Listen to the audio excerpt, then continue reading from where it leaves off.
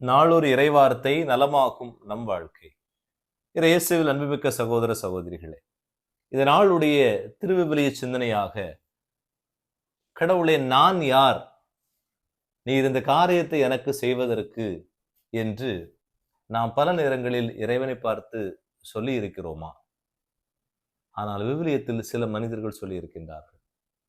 ஆண்டவர் அந்த மனிதர்களை பயன்படுத்திய போது, அந்த மனிதர்களுக்கு நல்ல காரியங்களை செய்த போது அவர்கள் சொல்வார்கள், எனக்கு இந்த காரியத்தை செய்வதற்கு நான் தகுதியற்றவன், எனக்கு இந்த காரியத்தை நீர் செய்ய வேண்டிய தேவையில்லை, இருந்த பொழுது நீர் செய்திருக்கிறீர் என்று கடவுளை புகழ்ந்தவர்கள் திருவிவிலியத்தில் இருக்கின்றார்கள்.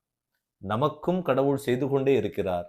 ஒருபோதும் நாம் தாராள உள்ளத்தோடு, ஆண்டவரே நான் யார், எனக்கு இவ்வளவு செய்ய என்று கேள்வி கேட்டிருக்க மாட்டோம். மாறாக நாம என்ன சொல்லுவோம்?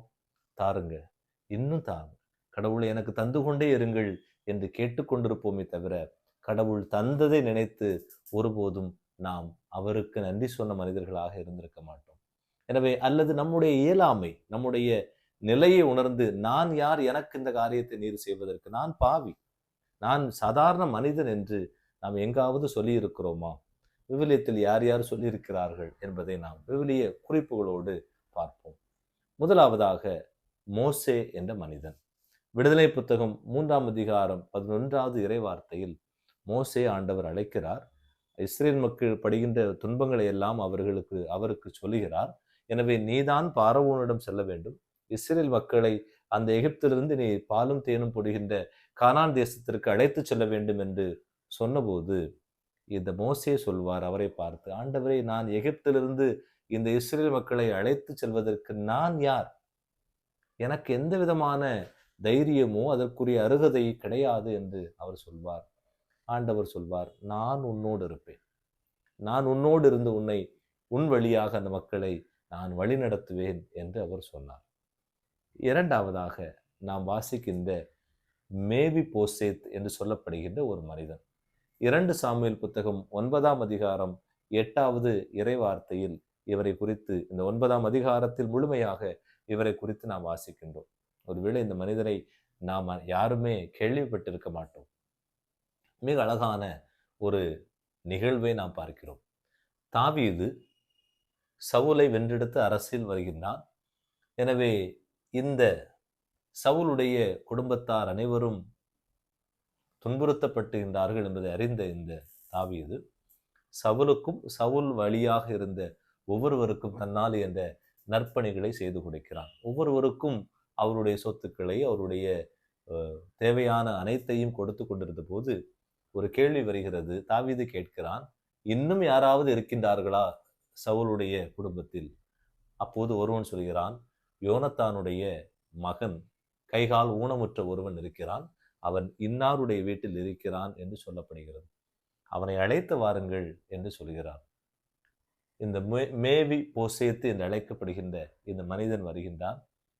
இந்த தாவீது சொல்கிறான், உன்னுடைய தகப்பனாருக்கென ஒரு சொத்து இருந்தது, இல்லம் இருந்தது, அதை நான் உனக்கே தந்து விடுகிறேன், இப்போது நீ வந்து என்னோடு இந்த மேசையில் உணவருந்து என்று சொல்கிறார். எவ்வளவு அழகான ஒரு செய்தி இல்லை? உடனடியாக இந்த மேவி போசேத்து என்ற மனிதன் சொல்வான், நான் ஒரு செத்த நாயை போலவன், இறந்து போன நாய்க்கு ஒப்பானவன், ஆனால் இருந்த பொழுதும் என்னை நீர் அழைத்து எனக்கு இந்த காரியங்களை செய்வதற்கு நான் யார், நான் தகுதியற்றவன் என்று அவரிடம் முறையிடுவதை நாம் பார்க்க முடிகிறது.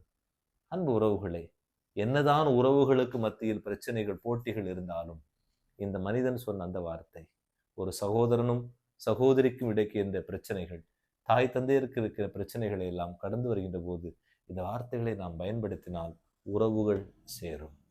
மூன்றாவதாக நாம் வாசிக்கின்றோம், தாவீது அரசர் சொல்வார்.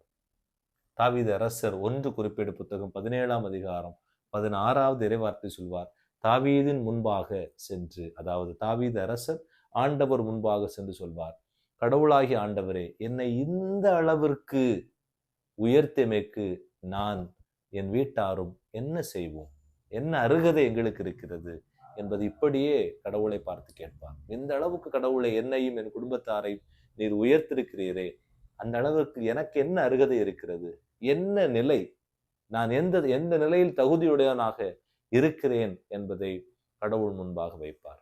அன்பு உறவுகளே, நான் எம்மாத்திரம், நான் எந்த நிலைக்கு என்ன அருகதை அல்லது என்ன ஒரு நிலை எனக்கு இருக்கிறது என்று அந்த மனிதர்கள் எல்லாம் சொன்னபோது கடவுள் அவர்களை இன்னும் உயர்த்தினார் என்பதை பார்க்கிறோம்.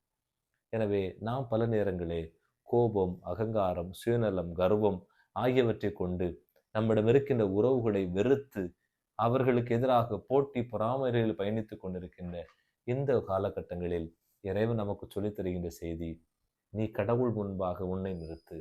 உன்னோடு இருக்கின்ற உறவுகளிடம் நீ சொல், நான் எம்மாத்திரம், நீ என் மீது இவ்வளவு அன்பு கூறுவதற்கு. உன் தாய் தந்தை செய்த தியாகத்தை யோசித்து பார்.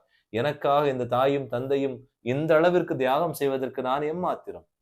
ஒரு மனைவி தன் கணவனுடைய தியாகத்தை, ஒரு கணவர் தன் மனைவியுடைய தியாகத்தை இவ்வாறாக சொல்கின்ற போது அந்த உறவு இன்னும் ஆழப்படும் என்பதை உணர்ந்தவர்களாக இந்த நாளில் பயணிப்போம். உங்களுடைய வாழ்வு இறைவனோடு இன்று இருக்க நாம் ஜெபிப்போம். உங்கள் ஜெப வேண்டல்களை இந்த கமெண்ட் பகுதியில் பதிவு செய்யுங்கள். நன்றி.